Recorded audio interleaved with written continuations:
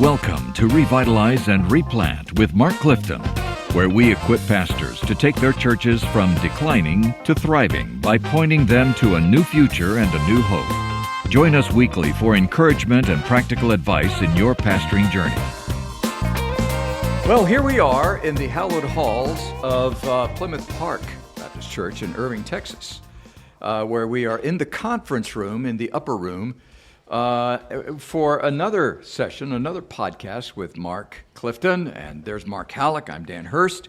Kyle Bierman is here running the controls. We have 1, 2, 3, 4, 5, 6, 8 bottles of Diet Coke. Oh yeah, empty, man, we got to take a break here before too long. long. We've only done one podcast. We've been doing this now for what? Kyle, did you say something like somewhere around 250? We're close to 250, and I don't know, some fewer, more or less. 250 episodes. Yeah. That's a lot of episodes. That's a lot of time together. But, one of the things that still is in my mind, because every church, to some degree or another, needs revitalization. Mm-hmm. Not every church needs to be replanted, of course. How do you know if your church is ready for revitalization? Yeah. That's a question we get asked a lot. Yeah, we get that question probably as much as anything. Mm-hmm. And it's important even to understand, what's the prerequisite for it. Just because a church is declining in attendance doesn't mean they're ready for revitalization yet. Mm-hmm. Just because I'm gaining weight and I need to be on a diet doesn't mean I'm ready to go on a diet yet. You know what I'm saying? Or just because I need to exercise doesn't mean I'm ready to exercise yet. And so, it's really important for us to determine that. And Hallock has some amazingly clear insights on that. And so we're going to put him in the show notes. But we're so glad that Mark is on our team.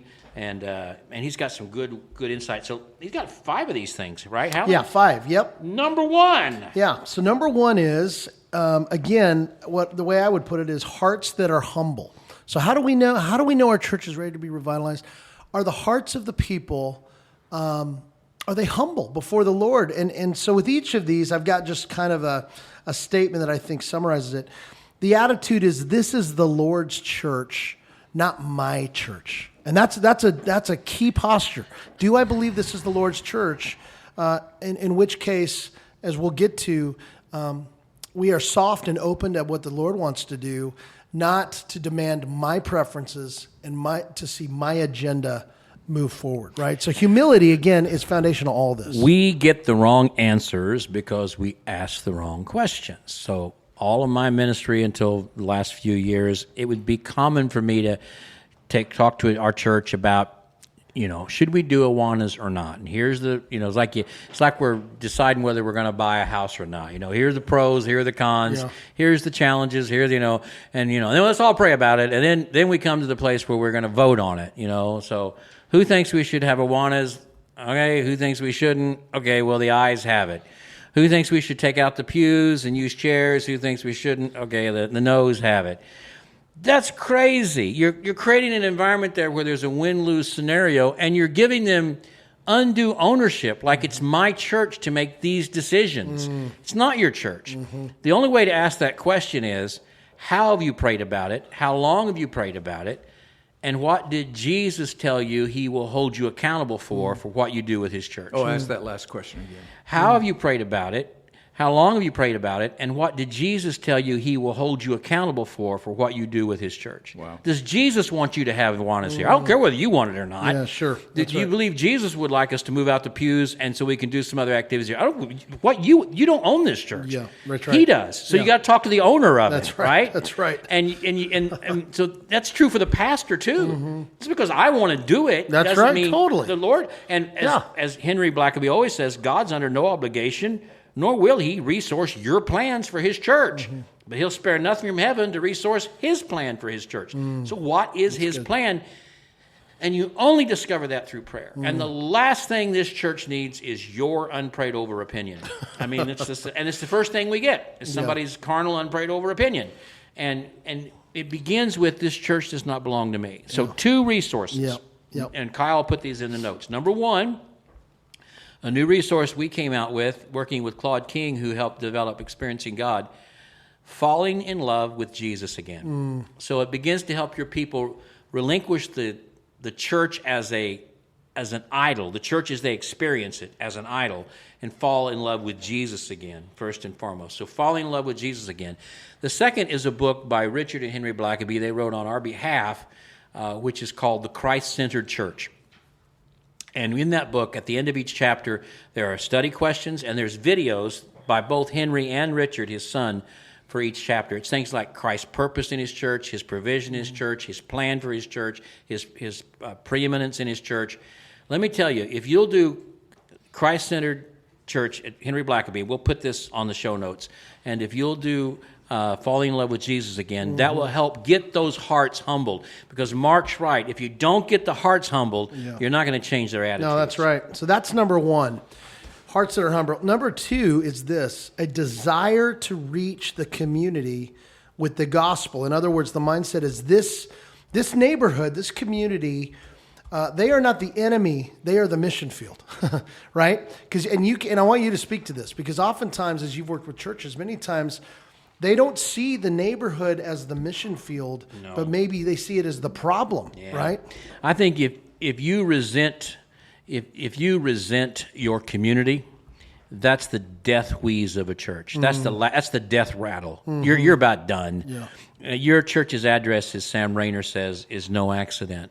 And the difference between the priest and the Levite and the Samaritan wasn't theology and doctrine. The priest and the Levite had that in abundance, or orthodoxy.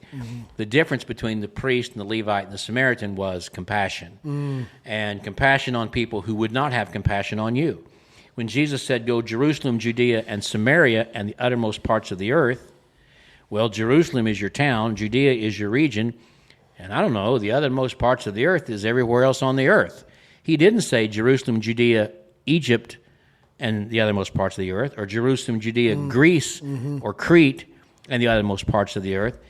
He said Jerusalem, Judea, and Samaria, and because Samaria is the place across the street that you wish wasn't there. It's the place you would never go. You would go around it. And Jesus is saying, you don't get a pass on that. And sometimes Jesus brings Samaria to your neighborhood.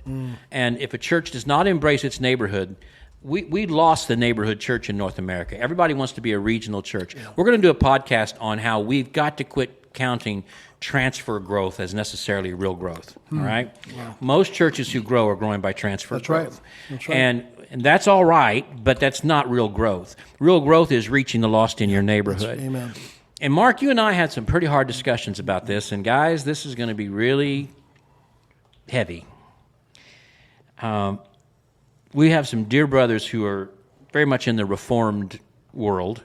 Many young men have been greatly influenced by Piper and others in recent years, Keller, and I'm grateful for that. I'm grateful for the solid scriptural doctrinal basis of that.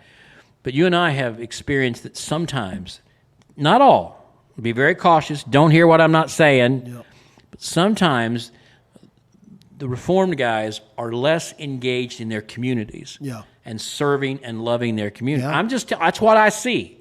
You convince me if I'm wrong. But I think there's sometimes a disconnect with that. That's right. And you say here that it's absolutely critical to love and to serve that community. That's right. It should be a both and not an either or. Just because, listen, if anyone knows you and me and the three of us, we love doctrine. I love doctrine. We live for doctrine. Seriously. I mean, we read the Puritans. Oh my gosh. You've been to the Banner of Truth bookstore for Oh my gosh, yes. If anyone knows anything about our church, we are totally committed to verse-by-verse expositional preaching, all of these things. But what I want to say is, guys, it's not enough just to be fired up and excited about doctrine. The doctrine should cause you to be, should it cause you personally to pursue Christ personally with all that you are, but it should cause you to move your church out on mission, that they might know that Jesus, the supremacy of Christ that you love to read about, they need to know about. Well, look where he was constantly with the crowds, with the people, healing out of compassion. And I'm telling you, if your church's neighborhood is not noticeably better because your church is there, you don't have sound doctrine. Yeah. You've got something else. Yeah. Because sound doctrine changes your priorities. It changes the way you feel about people. You become more generous. The most generous people in the community should be the church, because nobody's been dealt more generously with than those of us who've been redeemed. Quick illustration. I was talking to a guy this week, actually. Nice guy, young guy, but he's one of these guys, kind of cage stage guy. He is really excited. And I love that. I love his passion and his zeal. But he's been at a church now for a year, and all he wanted to talk about is, man, I'm teaching this. And I'm like, that's awesome. So what size is your church? He goes, well, we get about 22. Well, okay, that's great. So you've been there. So what are you doing to reach the community? And he goes, well, I feel like I've really got to just focus on teaching. I think that's the primary thing that I've been called to. And I'm like, that's great, brother. Like you need to preach and teach. But what are you doing literally? Are you doing anything to reach the community? And he goes, man, honestly, we're really not doing anything.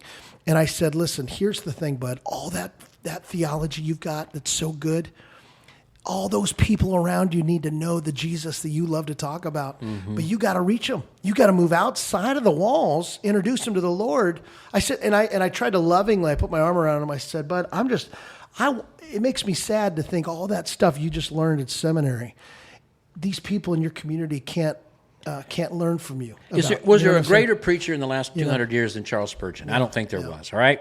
Spurgeon would say to his laymen, is there no Sunday school or no in your neighborhood, your community? He'd say, well, then go fund your own and go start it. Yeah. In other words, leave this church building and go start something over there. Yeah. I mean, it's so important to go where people are. That's right. And the love of Christ needs to impact their lives. It needs to be there. Yes. And if we're not seeing that, again, as I said, Jesus said about the Good Samaritan, go and do likewise. You've got to have compassion on these people. Okay, so number one is hearts that are humble. Number two, a desire to reach the community with the gospel.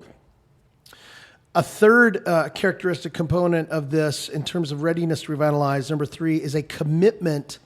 And I worded this specifically this way, a commitment to submit to the Bible. In other words, the Word of God is our authority. And the reason that's important is I think, especially in Southern Baptist world, we've already won the battle and fought the battle over inerrancy. Right. That's not my concern. My concern in churches is they affirm inerrancy without submitting to the authority of the Scriptures. In other words, the Bible is not really the boss of our church, which means, hey, if this is what the Word says, it's not up for discussion. Like, this is what we've been called to do in obedience to what the Lord has called us to. Let's be honest. We believe the Bible is truth without error, but our authority is our Constitution and bylaws, or the monthly business meeting where I get to have my opinion. That's the authority. Boy, that's right. I'm the final authority. Yeah. I'm on that finance committee, and I'm the final authority. We're not going to spend the money on that unless I think it's okay. Yes. Yep. That's what you're talking about. That's what I'm talking about. Number 4. 4 is a willingness to, this is scary, but this is important, a willingness to take risks and do whatever it takes. Oh, I love this. You know that when the 4 carry their friend on a pallet and they get to the house where Jesus is and they can't get in, you've taught that 100 times, 1,000 times. But have you ever thought about this? The danger of trying to haul a paralytic man up on a roof. How ridiculous is that? You could drop him, for goodness sakes. He could pull you down. Of course, what do you do? He's already paralyzed. But I mean, the danger of trying to take a paralyzed man up on a roof. Number 2, someone could have said, one of those 4 guys could have said, well, we can't carry him up there. Yeah. He might fall. He could hurt him. We might get sued if we try to carry him up. Another guy could have said, we don't own this house. We don't have a right to rip off that roof. We got to wait and ask for the owner of the house. Can we rip off this roof? Another guy might say, we can't interrupt Jesus' teaching. He's right. We got to go talk to one of the disciples and get permission. There's always a reason not to do something, but you've got to be willing. If you're going to do ministry, you've got to be willing to risk it. Risk taking him up on that roof. Risk carrying up those tiles. Risk lowering him. And I love this. And seeing their faith, Jesus said to the paralytic, your sins are forgiven. You ready for this? Write this down. Real faith is always a visible faith. It's not something you talk about out in the yard. It's something that you see when you've taking the risk that nobody else will take because you have to get that person to Jesus. That's so good. We That'll walk by preach right faith. there. That'll preach. Apparently it has been It has I know been it preached. has been preached. Bring me to your church and I'll preach it again. So let me just review. Number 1, hearts that are humble. Number 2, a desire to reach the community with the gospel. 3 is a commitment to submit to the Bible. 4, a willingness to take risks and do whatever it takes. And then finally, number 5, and this is a huge part, I believe, in why we do this podcast, is a belief that God can actually revitalize dying churches. In other words, God is not done with our church. And you have a book to that degree. We believe, we do. And we'll We've put got that a book. book on- We've got we'll a put that book. book God on the isn't show done with. notes. God is not done with your church. Like, there has to be an element of faith and belief that God can actually do this. That He actually, and we know He does. He raises the dead for His glory. And so, and this is where we want to fight for the faith of declining churches who have maybe given up hope. Maybe that Jesus is done with us. And you say it all the time, Clifton. Jesus has a plan for every church, and He's got a good plan for every church. And if you're listening to this and you're so discouraged and you wonder, we want you to know, oh, God, He's with you. Jesus is with you, and He loves you, and He has a plan for your church. And begin praying, oh, Lord, would you do whatever you want to do? Would you keep us humble? Would you give us a growing desire to reach the community? God, would your word reign and rule us? Would you help us to take risks? God, we believe this is your church. Would you revitalize this church for your glory, God, and the good of this community? Great stuff. I always find it amazing when we sit around here before we do the podcast. Let's talk about this. And we take off and we go into some areas that we hadn't even talked about or really thought about. And it's always amazing to me, where you guys go with this. And I'm sitting over here going, well, where do we go now? But it's great. Thank you guys for sharing that. It's such rich stuff. I was thinking, well, while you were talking, maybe you want to comment on this because we still have a little bit of time. And that is that God's always at work wherever there's a need. Yeah. He doesn't bless our abundance; He blesses our need. And He's not at work if your church doesn't have a need. Yeah. And so, if you're in a church that has needs, that's where God's at work. You're in a good spot. And by the way, you were talking about the attendance. What was it? Transference attendance or Transfer attendance. Transfer attendance. Yeah.